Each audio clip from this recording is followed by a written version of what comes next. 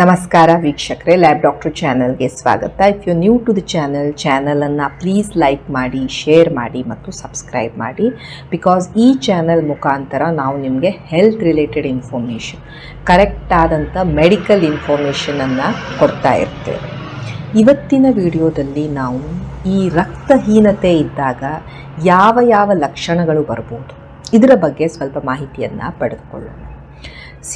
ರಕ್ತಹೀನತೆ ಏನಿದೆ ತುಂಬ ಕಾಮನ್ ಕಂಡೀಷನ್, ಬಟ್ ತುಂಬ ನೆಗ್ಲೆಕ್ಟೆಡ್ ಕಂಡೀಷನ್. ಬಹಳಷ್ಟು ಜನರಿಗೆ ತಮಗೆ ರಕ್ತಹೀನತೆ ಇದೆ ಅಂತಲೇ ಗೊತ್ತಾಗ್ತಾ ಇರೋದಿಲ್ಲ. ಬಹಳ ಅಡ್ವಾನ್ಸ್ಡ್ ಟೆಸ್ಟಿಂಗ್ ಎಲ್ಲ ಮಾಡ್ಕೊಳ್ತಾರೆ, ಬಟ್ ನಾರ್ಮಲ್ ತಮ್ಮ ಹಿಮೋಗ್ಲೋಬಿನ್ ಕಡಿಮೆ ಆಗಿರೋದ್ರಿಂದ ಸಹ ಕೆಲವೊಂದು ಕಾಮನ್ ಲಕ್ಷಣಗಳು ಬರಬಹುದು ಅನ್ನುವಂಥ ಕಲ್ಪನೆ ಸಹ ಇರೋದಿಲ್ಲ. ಇವತ್ತು ನಾವು ಈ ರಕ್ತಹೀನತೆ ಮತ್ತು ರಕ್ತಹೀನತೆಯ ಲಕ್ಷಣಗಳು ಏನು ಇದ್ರ ಬಗ್ಗೆ ನಾವು ತಿಳ್ಕೊಳ್ಳೋಣ. ಬಟ್ ಯಾಕೆ ಇಂಪಾರ್ಟೆಂಟ್ ಆಗುತ್ತೆ ಇದು? Why we have to know about the symptoms. ಈ ರಕ್ತಹೀನತೆ ಏನಿದೆ ಅದು ನಿಮ್ಮ ಎಂಟೈರ್ ಬಾಡಿಯನ್ನು ಒಂದು ಸ್ಟ್ರೆಸ್ನಲ್ಲಿ ಹಾಕಿಬಿಡುತ್ತೆ. ಯಾಕಂದರೆ ನಿಮ್ಮ ಬಾಡಿ ಈಗ ಎಕ್ಸ್ಟ್ರಾ ಕೆಲಸ ಮಾಡಬೇಕು. ನಿಮ್ಮ ರಕ್ತಹೀನತೆ ನಿಮಗಿದ್ದಾಗ ನಿಮಗೆ ಆಮ್ಲಜನಕವನ್ನು ಕ್ಯಾರಿ ಮಾಡಿಕೊಂಡು ನಿಮ್ಮ ಅಂಗಾಂಗಗಳಿಗೆ ಕೊಡುವಂತಹ ಕೆಪ್ಯಾಸಿಟಿ ಕಡಿಮೆ ಆಗೋಗುತ್ತೆ. ಓಕೆ, ನಿಮ್ಮ ಅಂಗಾಂಗಗಳಿಗೆ ಆಮ್ಲಜನಕ ಸರಿಯಾಗಿ ಸಿಗ್ತಾ ಇರೋದಿಲ್ಲ ಆ್ಯಂಡ್ ನಿಮಗೆ ಇವೆಲ್ಲ ಲಕ್ಷಣಗಳು ಬರ್ತಾ ಇರ್ತವೆ.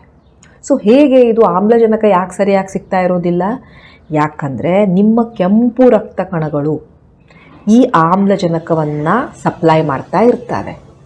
ಯಾವಾಗ ನಿಮಗೆ ಈ ಕೆಂಪು ರಕ್ತ ಕಣಗಳು, ಅದರಲ್ಲಿರುವಂಥ ಹಿಮೋಗ್ಲೋಬಿನ್ ಯಾವಾಗ ಕಡಿಮೆ ಆಗುತ್ತೆ, ಆಮ್ಲಜನಕದ ಸಪ್ಲೈ ಸರಿಯಾಗೋದಿಲ್ಲ.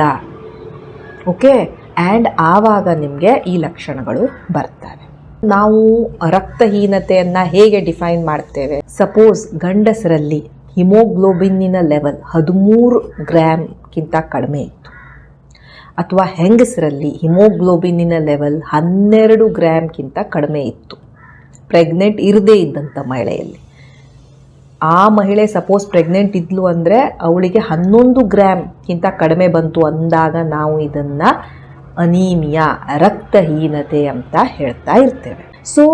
ಈ ರಕ್ತಹೀನತೆ ಏನಿದೆ ಬಹಳ ಕಾಮನ್ ಕಂಡೀಷನ್ ಇದೆ. ಎಸ್ಪೆಷಲಿ ನಮ್ಮ ಭಾರತದಂಥ ದೇಶದಲ್ಲಿ ನಾವು ಎವ್ರಿ ಆಲ್ಟರ್ನೇಟ್ ಪೇಷಂಟ್ಸ್ ಯಾರು OPDಗೆ ಬರ್ತಿರ್ತಾರೆ ಅವರಲ್ಲಿ ನಾವು ಈ ರಕ್ತಹೀನತೆಯನ್ನು ನೋಡ್ತಾ ಇರ್ತೇವೆ. ಈ ರಕ್ತಹೀನತೆಯ ಲಕ್ಷಣಗಳೇನಿರ್ತವೆ, ಕೆಲವು ಕಾಮನ್ ಸಿಂಪ್ಟಮ್ಸ್ ಇರ್ತವೆ ಆ್ಯಂಡ್ ಕೆಲವು ಸ್ವಲ್ಪ ಕಾಂಪ್ಲಿಕೇಟೆಡ್ ಲಕ್ಷಣಗಳಿರ್ತವೆ.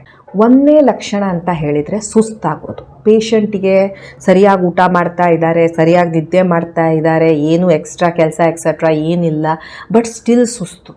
ಯಾವಾಗ ನೋಡಿದರೂ ಅವರಿಗೆ ಸುಸ್ತು, ಟಯರ್ಡ್ನೆಸ್, ವೀಕ್ನೆಸ್, ಲೆಥಾರ್ಜಿ, ಏನು ಮಾಡೋಕ್ಕೆ ಮನಸ್ಸೇ ಇರೋದಿಲ್ಲ, ಬರೀ ಕುತ್ಕೊಂಡಿರೋದು ಆ್ಯಂಡ್ ಯಾವಾಗ ನೋಡಿದರೂ ಅವರಿಗೆ ಟಯರ್ಡ್ ಫೀಲ್ ಆಗ್ತಾ ಇರೋದು. ಯಾಕೆ ಹೀಗಾಗತ್ತೆ? ರಕ್ತ ಸಪ್ಲೈಯೇ ಸರಿ ಆಗ್ತಾ ಇಲ್ಲ, ಆಕ್ಸಿಜನ್ ಸಿಗ್ತಾ ಇಲ್ಲ ನಮ್ಮ ಬಾಡಿಗೆ. ಅದೇನಾಗುತ್ತೆ, ಸುಸ್ತಾಗ್ತಾ ಇರುತ್ತೆ. ಈ ಸುಸ್ತಾಗೋದು, ಈ ಫಟೀಗ್ ಆಗೋದು ಬಹಳ ಕಾಮನ್ ಸಿಂಪ್ಟಮ್. ಸುಸ್ತು ಮತ್ತು ಫಟೀಗ್ ಬಹಳಷ್ಟು ಬೇರೆ ಕಂಡೀಷನ್ಸಲ್ಲೂ ಕಾಣ್ತಾ ಇರ್ತವೆ, ಬಟ್ ನಾನು ಹೇಳ್ತಾ ಇರೋದು ಈ ರಕ್ತಹೀನತೆಯಲ್ಲೂ ಸಹ ಈ ಲಕ್ಷಣ ಬರ್ಬೋದು ಆ್ಯಂಡ್ ಇದೊಂದು ಕಾಮನ್ ಲಕ್ಷಣ. ಬಹಳ ಸುಸ್ತಾಗ್ತಾ ಇದೆ, ಬಹಳ ಟಯರ್ಡ್ ಆಗ್ತಾ ಇದೆ ಅಂದಾಗ ಒಂದ್ಸಲ ನಿಮ್ಮ ಹಿಮೋಗ್ಲೋಬಿನನ್ನು ಚೆಕ್ ಮಾಡ್ಕೊಂಡು ನೋಡಿ.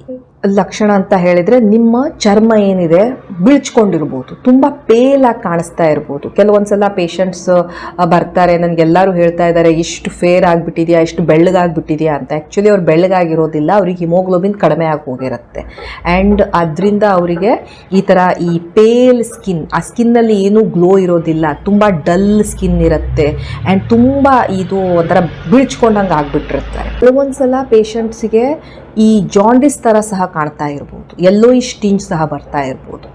ಇದು ಯಾವಾಗ ಆಗುತ್ತೆ? ಹೀಮೋಲೈಟಿಕ್ ಅನೀಮಿಯಾ ಅಂತ ಹೇಳಿದರೆ ಯಾವಾಗ ಈ ಕೆಂಪು ರಕ್ತ ಕಣಗಳು ಒಡೆದು ಹೋಗ್ತವೆ ಆವಾಗ ಬಿಲಿರುಬಿನ್ನಿನ ಲೆವೆಲ್ ಹೆಚ್ಚಿಗೆ ಆಗುತ್ತೆ ಆ್ಯಂಡ್ ಆವಾಗ ಅವರಿಗೆ ಒಂದು ಸ್ವಲ್ಪ ಯೆಲ್ಲೋಯಿಶ್ ಟಿಂಜ್ ಬರ್ಬೋದು, ಸ್ವಲ್ಪ ಜಾಂಡಿಸ್ ಥರ ಅವರ ಸ್ಕಿನ್ ಕಲರ್ ಕಾಣಿಸ್ತಾ ಇರಬಹುದು. ಮೂರನೇದು, ಉಸಿರಾಡಕ್ಕೆ ಅವರಿಗೆ ಪ್ರಾಬ್ಲಮ್ ಆಗ್ತಾ ಇರುತ್ತೆ. ಒಂದು ಸ್ವಲ್ಪ ಸ್ಟೆಪ್ಸ್ ಏರಿದ್ರು, ಒಂದು ಸ್ವಲ್ಪ ಓಡಿದ್ರು, ಒಂದು ಸ್ವಲ್ಪ ಹೆಚ್ಚಿಗೆ ವಾಕ್ ಮಾಡಿಬಿಟ್ರು ಅವರಿಗೆ ಉಸಿರಾಡೋಕ್ಕಾಗೋದೇ ಇಲ್ಲ. Shortness of the breath, okay. So ನೀವು ಒಂದು ಬೇಸಿಕ್ಕಿಂತ ಒಂದು ಸ್ವಲ್ಪ ಎಕ್ಸ್ಟ್ರಾ ಮಾಡಿದ್ರೆ ಅಂದಾಗ ಸುಸ್ತಾಗ್ಬಿಡೋದು. ಬಹಳಷ್ಟು ಸಲ ಪೇಷಂಟ್ಸು ಬರ್ತಾರೆ, ನಮಗೆ ತುಂಬ ಸುಸ್ತಾಗ್ತಾ ಇದೆ, ನಡೆಯೋಕ್ಕಾಗ್ತಾ ಇಲ್ಲ, ನನಗೆ ಹಾರ್ಟ್ ಪ್ರಾಬ್ಲಮ್ ಇದೆ, ECG ಮಾಡ್ಕೊಳ್ತಾರೆ, ಇಕೋ ಮಾಡ್ಕೊಳ್ತಾರೆ, ಎಲ್ಲ ಮಾಡ್ತಾರೆ, ಬಟ್ ಹಿಮೋಗ್ಲೋಬಿನನ್ನು ಮಾಡ್ಕೊಂಡಿರೋದಿಲ್ಲ. ಆ್ಯಂಡ್ ಹಿಮೋಗ್ಲೋಬಿನ್ ಮಾಡಿ ನೋಡಿದರೆ ಅವರ ಹಿಮೋಗ್ಲೋಬಿನ್ ಬಹಳ ಕಡಿಮೆ ಇರುತ್ತೆ. ಸೊ ಈ ರೀತಿ ಹಿಮೋಗ್ಲೋಬಿನ್ ಕಡಿಮೆ ಇದ್ದಾಗ ನಿಮಗೆ ಸುಸ್ತಾಗ್ಬೋದು. ಓಕೆ. ಒಂದು ನಾರ್ಮಲ್ಗಿಂತ ಹೆಚ್ಚಿಗೆ ನೀವು ಏನಾದರೂ ಒಂದು ಡೇ ಟು ಡೇ ಕೆಲಸ ಮಾಡ್ತಾ ಇರಬೇಕಾದ್ರೆ ನಿಮಗೆ ಉಸಿರಾಡಲಿಕ್ಕೇ ಕಷ್ಟ ಆಗ್ತಾ ಇರ್ಬೋದು. ಮೆಟ್ಲು ಹತ್ತಿದ್ರಿ ಕಷ್ಟ ಆಗ್ತಾ ಇದೆ, ಸ್ವಲ್ಪ ಓಡಿದ್ರಿ ಕಷ್ಟ ಆಗ್ತಾ ಇದೆ, ಸ್ವಲ್ಪ ಫಾಸ್ಟ್ ನಡಿಲಿಕ್ಕೆ ಸ್ಟಾರ್ಟ್ ಮಾಡಿದ್ರಿ ಕಷ್ಟ ಆಗ್ತಾ ಇದೆ. ನಿಮ್ಮ ಹಿಮೋಗ್ಲೋಬಿನನ್ನು ಚೆಕ್ ಮಾಡ್ಕೊಳ್ಳಿ. ಕೆಲವೊಂದು ಸಲ ಪೇಷಂಟ್ಸಿಗೆ ಈ ತಲೆನೋವು ಬರ್ತಾ ಇರುತ್ತೆ, ಹೆಡೇಕ್ಸ್ ಬರ್ತಾ ಇರುತ್ತೆ, ಅಥವಾ ಅವ್ರಿಗೆ ಮೊದಲೇ ಮೈಗ್ರೇನ್ ಇರುತ್ತೆ, ಈಗ ಮೈಗ್ರೇನ್ ಇನ್ನೂ ವರ್ಸನ್ ಆಗ್ತಾ ಇರುತ್ತೆ. ನನಗೆ ಸ್ಟ್ರೆಸ್ ಆಗ್ತಾ ಇದೆ, ನಾನು ತುಂಬ ಸ್ಕ್ರೀನ್ ನೋಡ್ತಾ ಇದ್ದೀನಿ, ಫೋನ್ ನೋಡ್ತಾ ಇದ್ದೀನಿ ಅಂತ ಅವರು ಅದನ್ನು ಡಯಾಗ್ನೋಸ್ ಮಾಡ್ಕೊಳ್ತಾ ಇರ್ತಾರೆ. ಬಟ್ ಈ ರಕ್ತಹೀನತೆ ಇದ್ದಾಗಲೂ ಸಹ ನಿಮಗೆ ತಲೆನೋವು ಬರ್ತಾ ಇರ್ಬೋದು, ಅಥವಾ ಇದ್ದಿದ್ದಂಥ ತಲೆನೋವು ಏನಿದೆ ಅದು ವರ್ಸನ್ ಆಗ್ತಾ ಇರ್ಬೋದು. ಯಾಕಂದರೆ ಅಲ್ಲಿಯೂ ಸಹ ರಕ್ತ ಸಪ್ಲೈ ಸರಿಯಾಗಿ ಆಗ್ತಾ ಇರೋದಿಲ್ಲ, ಅಥವಾ ಆ ರಕ್ತ ಸಪ್ಲೈಯನ್ನು ನಾವು ಹೆಚ್ಚಿಗೆ ಮಾಡಬೇಕು ಅಂತ ಅಲ್ಲಿನ ರಕ್ತನಾಳಗಳು ಆಗಲಿಕ್ಕೆ ಶುರು ಆಗ್ತವೆ. ಸೊ ಆವಾಗ ಈ ತಲೆನೋವು ಬರುವಂತಹ ಸಾಧ್ಯತೆ ಇರುತ್ತೆ. ಸೊ ಹೆಡೇಕ್ ಬಹಳ ನಿಮ್ಗೆ ಬರ್ತಾ ಇದೆ, ಅಥವಾ ನಿಮ್ಮ ಹೆಡೇಕ್ ವರ್ಸನ್ ಆಗ್ತಾ ಇದೆ ಅಂದಾಗ ಇದೂ ಸಹ ಈ ರಕ್ತಹೀನತೆಯ ಲಕ್ಷಣ ಇರಬಹುದು. ಕೆಲವೊಂದು ಸಲ ನೀವು ನೋಡ್ಬೋದು, ಪೇಷಂಟ್ಸ್ ಹೇಳ್ತಿರ್ತಾರೆ, ನನ್ನ ಕೈ ಕಾಲೆಲ್ಲ ತಣ್ಣಗಾಗ್ಬಿಟ್ಟಿದೆ, ನನ್ನ ಕೈಯು ಕಾಲು ಯಾವಾಗ ನೋಡಿದರೂ ತಣ್ಣಗೆ ಇರ್ತವೆ, ನನ್ನ ಬಾಡಿಯೆಲ್ಲ ಬಿಸಿ ಇರುತ್ತೆ ಬಟ್ ಕೈ ಕಾಲು ತಣ್ಣಗಾಗಿದೆ ಅಂತ. ಸೊ ಈ ಲಕ್ಷಣ ಸಹ ರಕ್ತಹೀನತೆಯಲ್ಲಿ ಬರ್ತಾ ಇರ್ಬೋದು. ಓಕೆ. ಇದು ಬಹಳಷ್ಟು ಬೇರೆ ಕಂಡೀಷನ್ಸಲ್ಲೂ ಬರಬಹುದು, ಬಟ್ ರಕ್ತಹೀನತೆ ಸಹ one of the causes for ಈ cold hand and feet. So ನಿಮಗೆ ಕೈಕಾಲು ತುಂಬಾ ತುಂಬ ಕೋಲ್ಡ್ ಅನ್ನಿಸ್ತಾ ಇದೆ, ಆವಾಗ ನೀವು ನಿಮ್ಮ ಹಿಮೋಗ್ಲೋಬಿನನ್ನು ಟೆಸ್ಟ್ ಮಾಡಿಕೊಂಡು ನೋಡಿ. ಯಾಕಂದರೆ ಈ ರಕ್ತ ಸಪ್ಲೈ ಎಲ್ಲ ಈ ಪೆರಿಫೆರಲ್ ಲಿಂಬ್ಸಿಗೆಲ್ಲ ಸರಿಯಾಗಿ ಆಗ್ತಾ ಇರೋದಿಲ್ಲ. ಆವಾಗ ಅಲ್ಲಿ ನಮಗೆ ಈ ರಕ್ತ ಸಪ್ಲೈ ಸರಿಯಾಗದೇ ಇದ್ದಾಗ ಕೈಕಾಲು ನಮಗೆ ಬಹಳ ಕೋಲ್ಡ್ ಅನ್ನಿಸ್ತಾ ಇರುತ್ತೆ. ಸೊ ಈ ರಕ್ತಹೀನತೆಯಲ್ಲಿ ಇದೂ ಸಹ ಒನ್ ಆಫ್ ದ ಲಕ್ಷಣ ಇರಬಹುದು.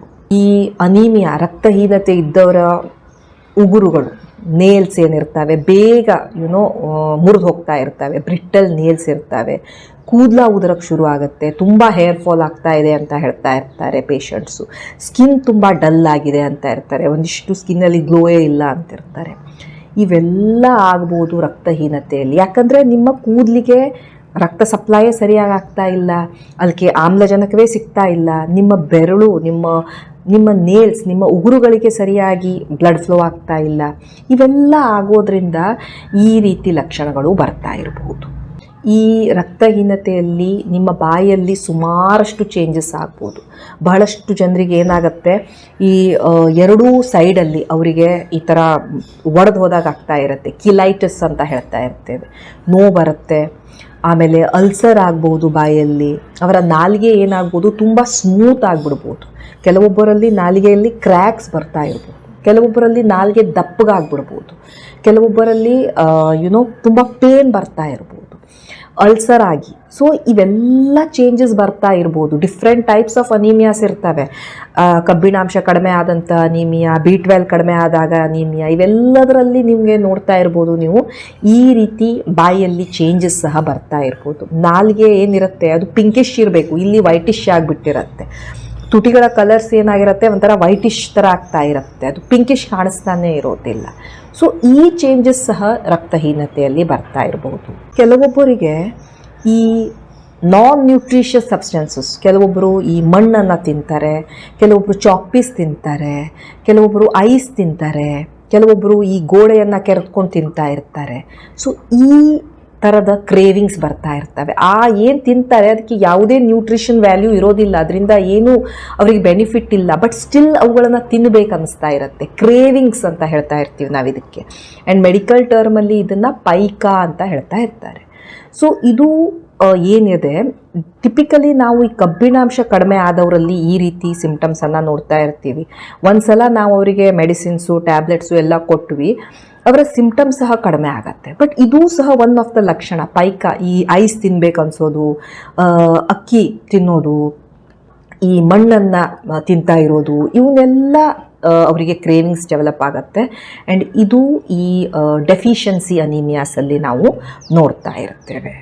ಸೊ ಈ ರೀತಿ ಲಕ್ಷಣ ಬಂದಾಗ ನಿಮ್ಮ ಹಿಮೋಗ್ಲೋಬಿನನ್ನು ಒಂದ್ಸಲ ಚೆಕ್ ಮಾಡ್ಕೊಂಡು ಕಣ್ಣಲ್ಲಿ ಕೆಲವೊಂದು ಚೇಂಜಸ್, ಅವರ ಕಣ್ಣನ್ನು ನೀವು ನೋಡಿದರೆ ತುಂಬ ಪೇಲ್ ಆಗಿಬಿಟ್ಟಿರುತ್ತೆ.